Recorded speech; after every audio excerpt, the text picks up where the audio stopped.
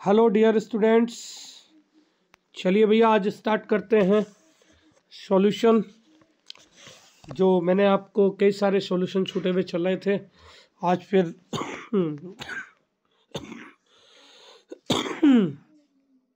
देखिएगा। चलित कारोबार विचार यानी गोइंग कंसर्न की बात चल रही है यहाँ पर। तो गोइंग कंसर्न के अंतर्गत एक व्यवसाय के चालू रहने के बारे में मान्यता होती है। तो ये जो है भैया चालू व्यवसाय की अवधारणा का मतलब होता है कि जब एक व्यापार शुरू हो गया तो ये निश्चित काल तक वो चलता रहेगा, अपरिमित अवधि तक चलता रहेगा, यानी ये इसका राइट आंसर हो जाएगा। दूसरा है खातों का संबंध आय व्यय लाभ और हानि से है, उसे कहते हैं। तो जितने भी खाते जो हमें लाभ और हानि का ज्ञान कराते हैं नाममात्र के खाते कहलाते हैं, नॉमिनल अकाउंट्स कहलाते हैं।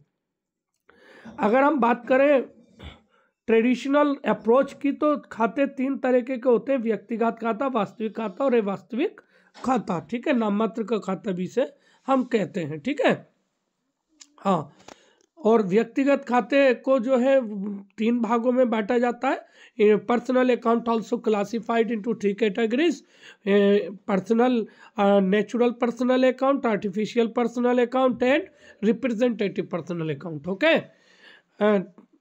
natural personal account refers to human beings account. Okay, human beings account such as Mohan, Shyam, सुंदर, कपिल, अमित, रहीम, अशोक, अमित, आसिफ। ठीक है, ये सब जो होते हैं जो ह्यूमन बींग्स होते हैं। ओके, आगे बात करते हैं भैया आर्टिफिशियल पर्सन।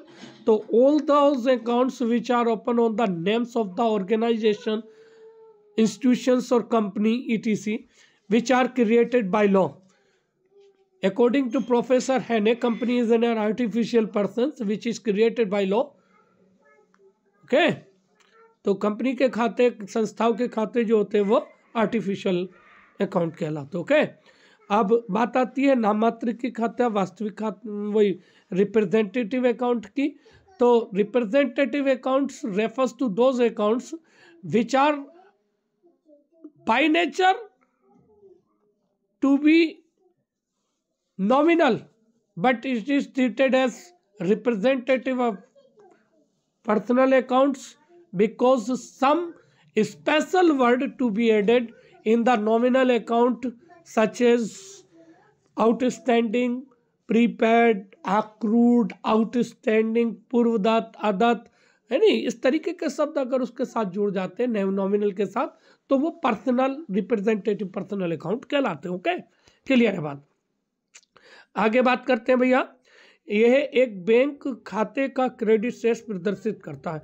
तो बैंक खाते का क्रेडिट शेष, तो बैंक खाते से मतलब है केस बुक का या बैंक अकाउंट की बात करते हैं। डबल कॉलम केस बुक में बैंक कॉलम, या फिर बात करें हम केस बैंक अकाउंट ओनली तो बैंक का क्रेडिट बैलेंस जो है वो ओवरड्राफ्ट यानी एक दायित्व को दर्शाता है जो चालू दायित्व में काउंट होता है। ओके, आगे बात करते हैं भैया अनुकूल बैंक शेष का अर्थ है। तो अनुकूल का मतलब होता है कि जब ग्राहक की पैसा बैंक में जमा होता है तो पासबुक के अनुसार जो होता है क्रेडिट बैलेंस होता है और रोकड़ बही के अनुसार डेबिट बैलेंस होता, यानी सी इसका राइट आंसर हो जाएगा। आगे बात करते हैं भैया खुदरा रोकड़ बही में अग्रदाय पद्धति की बात चले। तो अग्रदाय पद्धति मतलब इम्प्रेस सिस्टम।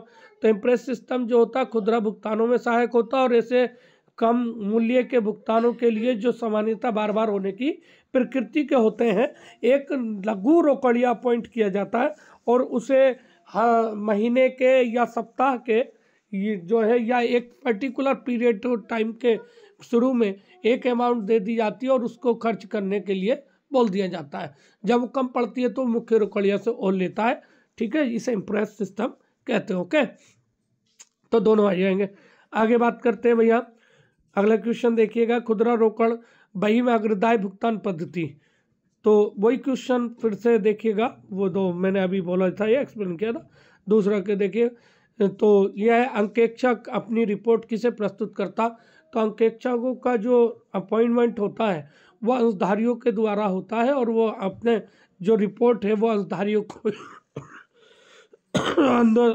को प्रस्तुत करता है भैया। आगे देखिएगा, पुस्तक पालन का मुख्य उद्देश्य जो है व्यावसायिक लेन देनों का सही एवं पूर्ण अभिलेख रखना होता है। आगे देखिएगा, विशेष संकेक्षण का आदेश दिया जा सकता है। तो विशेष संकेक्षण का आदेश सरकार द्वारा, ठीक है, दिया जाता है, सरकार द्वारा दिया जाता है। विशेष संकेक्षण का आदेश सरकार द्वारा दिया जाता है, ठीक है। ये से भी गलत हो गया,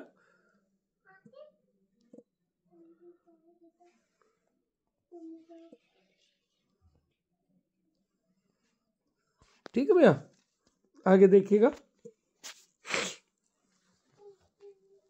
लीज की संपत्ति पर मूल्य ह्रास हेतु मूल्य ह्रास की उपयुक्त विधि है। तो स्थायी किस्त पद्धति, ये दो जगह आ गया, दोनों ही सही माने जाएंगे, बी और सी भी, ठीक है। हाँ, आगे देखिएगा, क्लासिक कंपनी ने एक संयंत्र संपत्ति को 22,000 रुपये नकद में बेच दिया, जिसकी मूल कीमत 50,000 रुपये थी।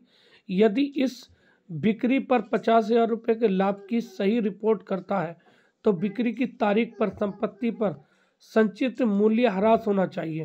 तो 5,000 रुपये का प्रॉफिट हो रहा है, ठीक, 22,000 रुपये में बेचा है, तो 22,000 में से 5,000 घटा दो, 17,000 रुपये, ठीक। अब 17,000 रुपये उसकी बुक वैल्यू रह गई थी, 50,000 रुपये की थी वो, तो 50 में से 17 घटा दो तो 33,000 रुपये इसका बुक मूल्य हो जाएगा, ठीक है। ह्रासित मूल्य जो होगा वो 33,000 रुपये होगा। आगे बात करते हैं, निम्नलिखित में से कौन एक प्रत्यक्ष कर नहीं है। तो प्रत्यक्ष कर जो है, मनोरंजन कर जो है वो प्रत्यक्ष कर नहीं है, बल्कि बाकी सब प्रत्यक्ष कर है। संपत्ति कर, आयकर, व्यय कर, ये सब प्रत्यक्ष कर है, बाकी सब जो है मनोरंजन कर प्रत्यक्ष कर नहीं है। आगे देखिएगा, तलपट प्रदर्शित करता है। तो तलपट जो प्रदर्शित करता है वो खाता बही के शेषों की गणितीय शुद्धता को प्रदर्शित करता है। उच्चंत खाता दर्शाया जाता है। तो उच्चंत खाता जो है जब आर्थिक चिट्ठे में दर्शाया जाता है, असल में होता क्या है कि उच्चंत खाते का मतलब, यहाँ पर उच्चंत खाते से मतलब खाली उच्चंत खाता आपका तलपट का ही नहीं होता। कभी कभी किराया क्रय पद्धति के अंतर्गत आप माल खरीदते बेचते हैं, तो उस कंडीशन में भी उच्चंत खाता खुलता है, ठीक है। हाँ, तो इसलिए उच्चंत खाता जो होता है, और एक कंडीशन और भी होती है ब्रांच अकाउंट की दशा में, जब फॉरेन ब्रांच अकाउंट की बात चलती है तो फॉरेन ब्रांच की दशा में जो होता है उच्चंत खाते दर्शाए जाते हैं, क्योंकि जब फॉरेन ब्रांच का जो डिफरेंस आता है वो सस्पेंस अकाउंट में डाल दिया जाता है, डिफरेंस इन स्टॉक एक्सचेंज, ठीक है। हाँ, तो आगे बात करते हैं हम इसमें, क्वेश्चन नंबर 13, उच्चंत खाता दर्शाया जाता है आर्थिक चिट्ठे में, ओके। अगली बात आती है भैया, ये कह रहे हैं एक मशीन 1 लाख रुपए में क्रय की गई, इसका संभावित जीवन 3 वर्ष था, इसके जीवन के अंत में इसका पुस्तकीय मूल्य 5120 रुपये था। यदि ह्रास की गणना ह्रासित शेष विधि के आधार पर की जाती है तब ह्रास की दर क्या होगी, ह्रास की दर क्या होगी। तो भैया यहाँ पर ह्रास की दर ज्ञात करने के लिए हम क्या करेंगे भैया, फार्मूला लगा लेंगे। फार्मूला लगाने के लिए हम क्या करेंगे भाई, हम एक कंडीशन होती है, एक फार्मूला होता है, यहीं पर लिख देता हूँ, 1 माइनस अंडर रूट कितना है, इसका जीवन काल 3 वर्ष है।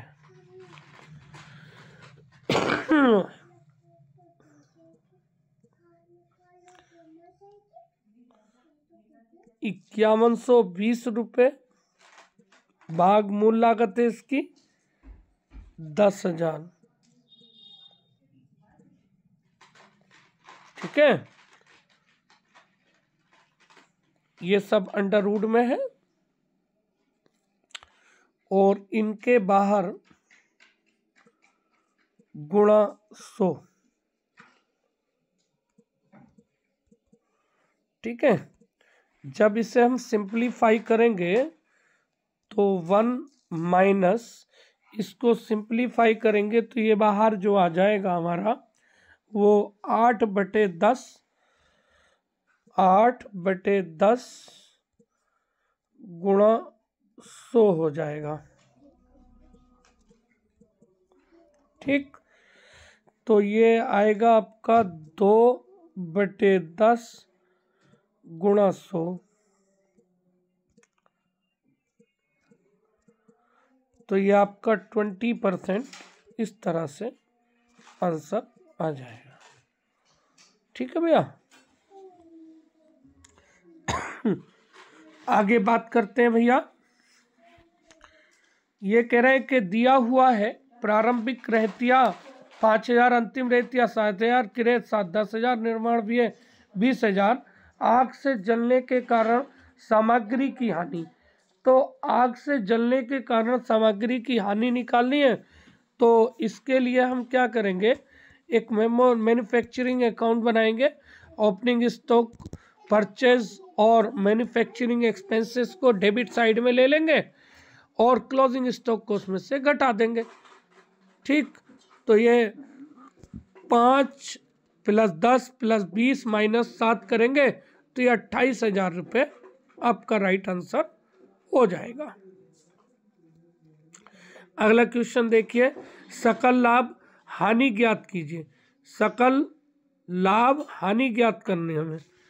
तो सकल लाभ हानि ज्ञात करनी है। सकल लाभ हानि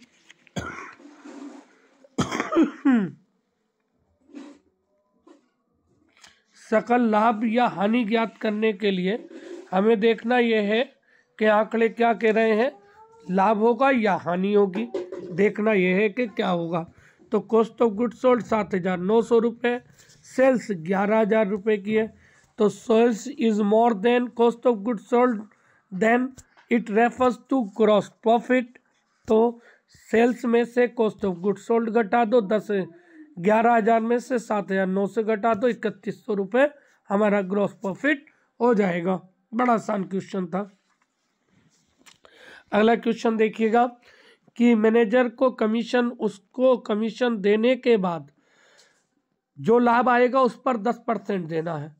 और यदि कमीशन देने से पहले का लाभ 1,54,000 है तो 1,54,000 गुणा 10/110 करेंगे तो ये 14,000 रुपये आंसर आ जाएगा। ठीक, आगे बात करते हैं। भारत में नियंत्रक एवं महालेखा परीक्षक किस प्रकार का निकाय है। तो ये एक सिंगल मेंबर है। ये क्या है भैया, एक सिंगल मेंबर है, एकांकी व्यापार, एकांकी है ये। एकांकी का मतलब केवल सोल है, सोल प्रोप्राइटर है। ये संवैधानिक पद है। ठीक है, हाँ। ये भारत में नियंत्रक एवं महालेखा परीक्षक एकल सदस्य निकाय है। यह सरकारी स्वामित्व वाले निगमों का वैधानिक अंकेक्षण करता है। जितने भी सरकारी स्वामित्व वाले निगम होते हैं उनका अंकेक्षण जो है वो नियंत्रक एवं महालेखा परीक्षक करता है। ठीक, आगे बात करते हैं। लघु कार्य राशि बराबर होती है। तो लघु कार्य शॉर्ट वर्किंग की बात चल रही है यहाँ पर। तो शॉर्ट वर्किंग का मतलब होता है जब minimum rent is more then royalty. जब रॉयल्टी की राशि मिनिमम रेंट से अधिक होती है, जब रॉयल्टी की राशि मिनिमम रेट से अधिक होती है तो डिफरेंस अमाउंट जो होती है वो हमारी क्या कहलाती है, शॉर्ट वर्किंग कहलाती है भैया। ठीक है, आगे बात करते हैं भाई। अगला क्वेश्चन देखेंगे। ये कह रहे हैं दिवालिया लेखों में पुस्तक ऋण को किस सूची में सम्मिलित किया जाता है। तो ये पुस्तकीय ऋण की बात कर रहे हैं। तो पुस्तकीय ऋण सूची एफ में आते हैं। बुक डेप्ट जो होते हैं वो सूची एफ में आते हैं। इसके अकॉर्डिंग देनदारों को 3 भागों में बांटा जाता है, गुड, बैड और डाउटफुल। ठीक है, आगे बात करते हैं भैया। दिवालिया लेखे में देनदारों को किस भागों में बांटा जाता है। तो 3 भागों में बांटा जाता है। अभी मैंने ऊपर आपको एक्सप्लेन कर दिया है। ये कह रहे हैं 1 अक्टूबर 2020 को सुनील के गोदाम में आग लग गई और क्षतिपूर्ति की अवधि 3 माह है। 1 अक्टूबर 2020 से 31 दिसंबर 2020 तक की बिक्री 2,50,000, बाद अवधि की वास्तविक बिक्री 70,000। मतलब अगर आग नहीं लगती तो इस दौरान 2,50,000 की बिक्री होती, और आग लग गई है तो कुल 70,000 रुपये की बिक्री हुई है। जबकि ये गत वर्षों के आधार पर यह ज्ञात हुआ कि पिछले वर्ष की अपेक्षा इस वर्ष 20% की वृद्धि होती, तो 2,50,000 का 20% 50,000 रुपये की वृद्धि और होती। यानी कुल मिलाकर के इस साल जो बिक्री होती इस दौरान वो 3 लाख रुपए की होती, लेकिन हुई 70,000 की। तो 3 लाख में से 70,000 घटा दो तो 2,30,000 रुपये जो है ये शॉर्ट सेल्स कहलाएगी, कम बिक्री में कमी कहलाएगी। ओके, आगे देखिए, सरकार ने सभी कर योग्य वस्तुओं को जीएसटी के लिए कितने अध्यायों में विभाजित किया है? तो ये 98 विभागों में विभाजित किया गया है, 98 अध्यायों में। ठीक है, अगली बात आती है नैतिक जांच की जाती है। तो ये अंकेक्षकों के द्वारा नैतिक जांच की जाती है, जो आंतरिक अंकेक्षक होते हैं। आंतरिक से मतलब कि ये नैतिक जांच या गहन जांच, ठीक है, बात एक ही होती है। आगे देखिएगा, नया लेखा मानक 10 प्रभावी हुआ। तो नया लेखा मानक 10 1/4/2017 से प्रभावी हुआ और लेखा मानक 6 के प्रावधानों को लेखा मानक 10 में समायोजित कर दिया गया है। ठीक है, ये 2016 में हुआ था। ओके, हाँ, आगे देखेंगे, रिमूव कर दिया गया इसको। ये कह रहे हैं कि 2000 लेखा मानक 6 अभी कुछ जगह अप्लाई होता है लेकिन रिमूव कर दिया गया, जिसके प्रावधानों को लेखा मानक 10 में समायोजित कर दिया गया। आगे देखते हैं भैया, अगला क्वेश्चन देखिए। ये कह रहा है किसी उद्यम का आर्थिक जीवन आवधिक अंतराल में किस अवधारणा के अनुसार विभाजित किया जाता है? तो ये अवधि अवधारणा के आधार पर जो व्यापार का जीवन काल होता है उसे छोटे छोटे भागों में बांट देते हैं, जिसे हम एक अकाउंटिंग ईयर कहते हैं। ठीक है, हाँ, प्रत्येक अकाउंटिंग ईयर को हम एक पर्टिकुलर डेट को अकाउंट शुरू करते हैं और एक पर्टिकुलर डेट को खाते बंद करते हैं, उसे कहते हैं अकाउंटिंग पीरियड। ठीक है, लेखा वर्ष। आगे देखते हैं, निम्नलिखित में से किसके द्वारा अपूर्ण लेखे पद्धति प्रयुक्त नहीं की जा सकती? तो लोक लेखा समिति के द्वारा ये पद्धति प्रयोग नहीं की जा सकती। अगला क्वेश्चन है, वर्ष के प्रारंभ में 10,500 और वार्षिक आहरण 6,500, तो 4,000 रुपये रह गए आपके पूंजी के। आपने 3,500 रुपये की पूंजी और लगा दी तो कुल मिलाकर 7,500 रुपये की पूंजी हो गई। नो प्रॉफिट नो लॉस, तो 7,500 आपकी क्लोजिंग कैपिटल हो जाएगी। आगे बात करते हैं भैया, अगला क्वेश्चन है, लेखा परीक्षक को ठहराया जाता है कि आपराधिक रूप से देनदार। तो आपराधिक रूप से देनदार तब जब ठहराया जाएगा जब अंकेक्षक अपने कर्तव्यों का पालन संवैधानिक प्रावधानों के विरुद्ध करता है। ठीक है, तो जब संवैधानिक प्रावधानों के विरुद्ध करता है तो ऐसी दशा में उस पर जो है आपराधिक केस दर्ज हो जाता है। ठीक है, लेखा परीक्षक को संवैधानिक, ठीक है, प्रावधानों के विरुद्ध अपराधों के लिए आपराधिक रूप से देनदार ठहराया जाता है। कंपनी अधिनियम 2013 के अनुसार एक अंकेक्षक को आपराधिक रूप से देनदार प्रविवरण में झूठा वर्णन करने पर, मिथ्या विवरण प्रस्तुत करने पर इसके लिए दोषी ठहराया जा सकता है। जबकि प्रविवरण पर अंकेक्षक का कोई दायित्व नहीं होता, लेकिन अगर प्रविवरण में कोई गलती पाता है और उसे अपनी रिपोर्ट में लेख नहीं करता है तो इसी दशा में वह दोषी माना जाएगा। आगे देखिएगा, एक कंपनी के प्रविवरण में गलत बयानी के लिए अंकेक्षक का दायित्व कोई नहीं बनता, लेकिन कब बनता है? जब वो उसको उजागर नहीं करता अपनी रिपोर्ट में। आगे देखिएगा, देनदार प्रणाली के अंतर्गत शाखा खाता किस प्रकार का खाता? तो नाम मात्र का खाता है। आगे देखिएगा, किस्त भुगतान पद्धति में विक्रेता की पुस्तकों में अनुबंध होने पर प्रविष्टि होगी।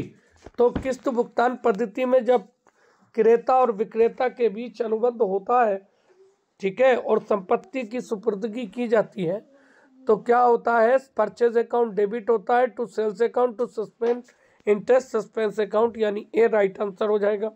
आगे देखिए, कह रहा है कृषि भूमि से प्राप्त किराए की आय। तो कृषि भूमि से प्राप्त किराए की आय जो होती है वो कृषि आय कहलाती है। निम्नलिखित में से कौन सा पूंजीगत लाभ नहीं है? तो अनुबंध भंग करने पर प्राप्त क्षतिपूर्ति जो होती है ये आयगत आय मानी जाती है, पूंजीगत नहीं होती है।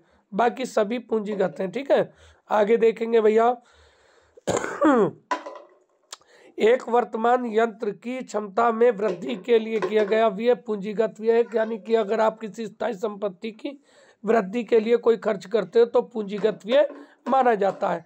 आगे देखिए, निम्नलिखित व्ययों में से कौन सा व्यय पूंजीगत व्यय पूंजीगत स्वभाव का है? तो ये अंशों के निर्गमन पर अभिगोपन कमीशन का भुगतान जो है ये पूंजीगत स्वभाव का है, बाकी सब जो है पूंजीगत स्वभाव के नहीं है भैया, ठीक है। आगे देखिएगा, निम्नलिखित में से कौन सा पूंजीगत संचय का उदाहरण नहीं है? तो देखिएगा, लाभांश समानीकरण कोष और आकस्मिक संचय ये दोनों जो है लाभों में से बनाए जाते हैं, और जबकि संपत्ति के विक्रय पर जो लाभ होता है वो पूंजीगत लाभ कहलाता है, इसलिए बी और सी राइट आंसर हो जाएगा।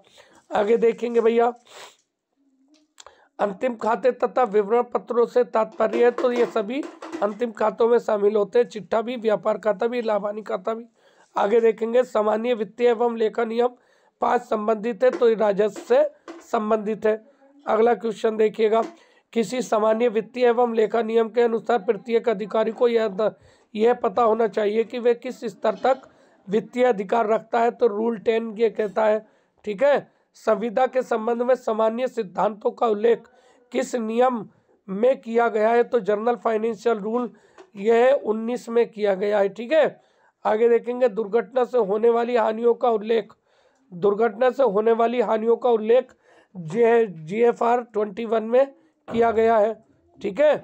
आगे देखिए, सामान्य वित्तीय एवं लेखा नियम 22, तो ये हानियों से संबंधित उत्तरदायित्व से है। आगे देखेंगे भैया, जर्नली फाइनेंशियल ये तो हो गया। आगे देखेंगे, जो भवन सार्वजनिक निर्माण विभाग के अधीन आते हैं उसका किराया कौन वसूल करता है? तो सार्वजनिक निर्माण विभाग इसको वसूल करता है, और साथ ही विभागीय की बात आ रही है तो विभाग का अध्यक्ष भी वसूल कर सकता है, लेकिन यहाँ ऑप्शन नहीं है, इसलिए सार्वजनिक निर्माण विभाग करेगा इसको, ठीक है। आगे देखेंगे, ये कह रहा है विभिन्न प्राधिकारियों को वित्तीय शक्तियों का प्रत्योजन सामान्य वित्तीय एवं लेखा नियमों के किस भाग में निहित है? तो ये पार्ट 3 में निहित है, सी सही हो जाएगा। In the GFR column right, GFR column में क्या लिखा जाता है भैया? तो जर्नल पेज नंबर लिखा जाता है, जर्नल फोलियो कहते हैं इसको। आगे देखिएगा, 2 सही 1/3, 2 सही 2/3/5, 2 सही 5/7, ... 2 सही 9/9, 2 सही 997/999 का मान होगा। तो डेफिनेट सी बात है, लास्ट वाले को देख लो कितना आ रहा है। तो ये 99 की गुणा 2 से करेंगे तो जो आएगा उसमें से 999 माइनस करेंगे तो ये आ जाएगा आपका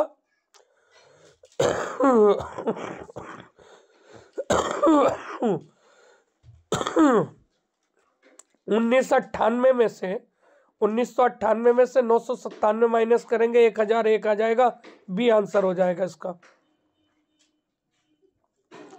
बड़ा लॉजिकल क्वेश्चन है, बस और कुछ देखने की जरूरत ही नहीं इसमें, बाकी सब में 3 तो है ही। 2 व्यंजनों का योग अंतर क्रमशः 5x² माइनस x माइनस 4 और 5x² प्लस 9x प्लस 10, उनका LCM क्या होगा? तो भैया इसे सोल्व करने के लिए क्या करेंगे, हम पहले 5x² minus x minus 4x कर लेते हैं। तो यहाँ पर क्या होता है 5x, ठीक है, 5x प्लस के लेकर के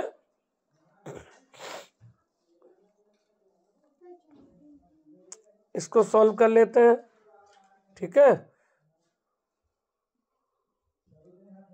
5x माइनस 4x ठीक, 5x माइनस 4x कर लेंगे तो यहाँ पर जो हो जाएगा 5x प्लस x करके तो ये आ जाएगा आपका।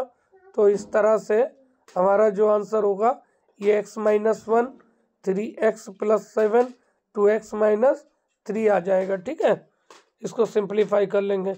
आगे देखिएगा, x की पावर 4, y की पावर 2। ठीक है, अंडर रूट x की पावर 8, y की पावर माइनस 16 का मान होगा।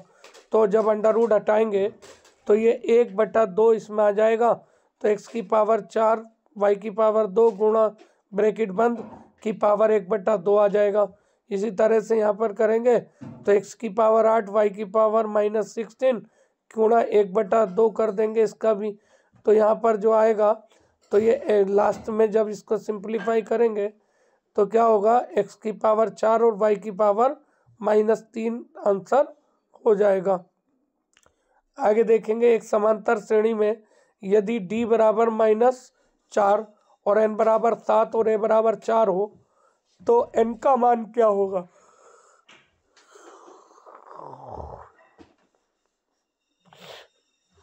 n का नहीं, यहाँ पर पूछा है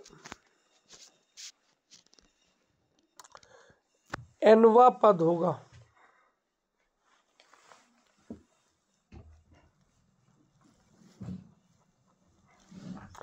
यहाँ nवा पद बताना हमें, nवा पद बताना है, nवा पद होगा। तो एक फार्मूला होता है a प्लस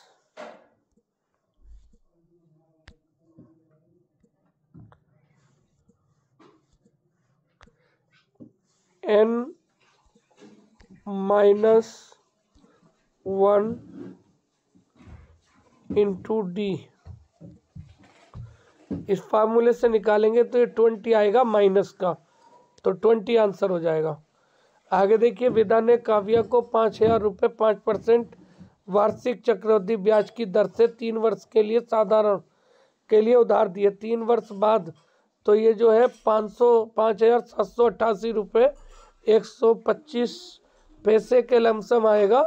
तो ये तीनों आंसर सही है, 57, 88, 57, 88, 57, 88 तीनों ही सही है।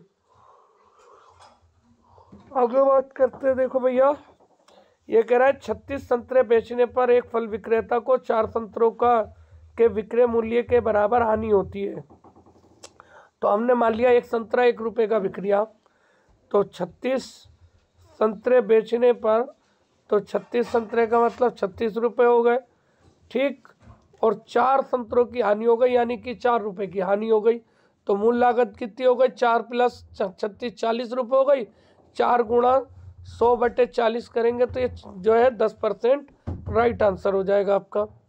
आगे देखिएगा, एक ही कार्य करने की क्षमता बी से 3 गुनी है। तो यानी अगर एक काम को ए 1 दिन में करता तो बी 3 दिन में करेगा। ठीक, तो ए और बी का 1 दिन का काम जो हो जाएगा वो क्या हो जाएगा, 1 प्लस 1/3 यानी कि 4/3 1 दिन में करेंगे। अब ये कह रहे हैं कि ए और बी दोनों एक साथ मिलकर के काम करें। एक पूरा करने में 60 दिन कम लेता है, तो एक और बी के बीच के काम की अगर अंतर निकालें तो कितना आएगा, 2/3।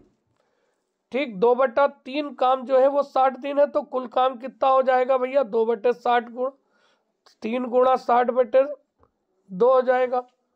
ठीक, तो इस तरह से जो है क्या हो जाएगा ये,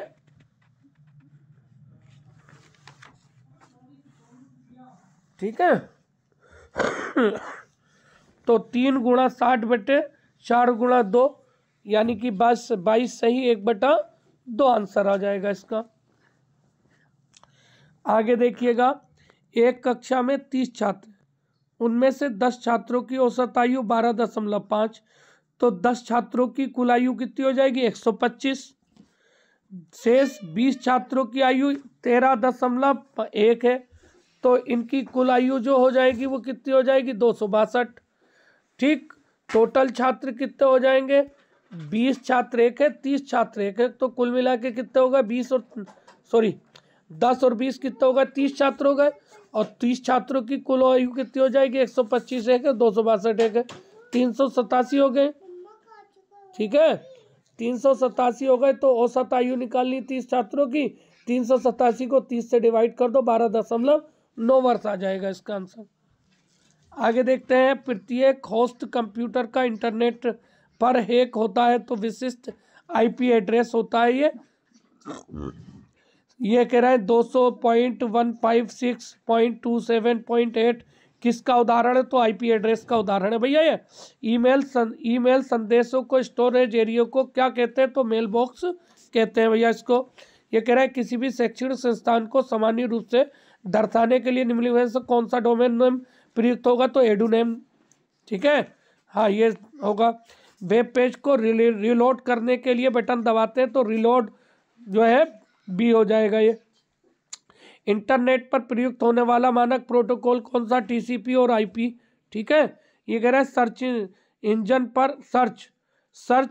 पर सर्च किए गए तत्वों के आधार पर जो वेब पेज खुलकर आता है इसे जिस पद से संबोधित किया जाता है वे क्या है, तो ये हिट कहलाता है। ठीक है, वेबसाइट एड्रेस के एक यूनिक है, ये यूनिट नहीं है, यूनिक नाम है जो वेब पर विशिष्ट को पहचानने के काम आता है, तो ये यूनिट नहीं है, यूनिक है, ये यूनिक है।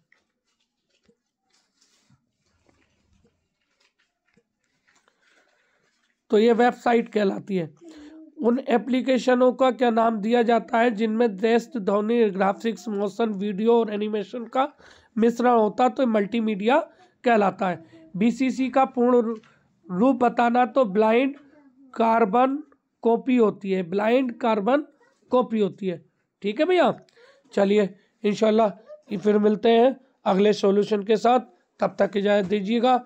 जय हिंद, जय भारत, थैंक यू।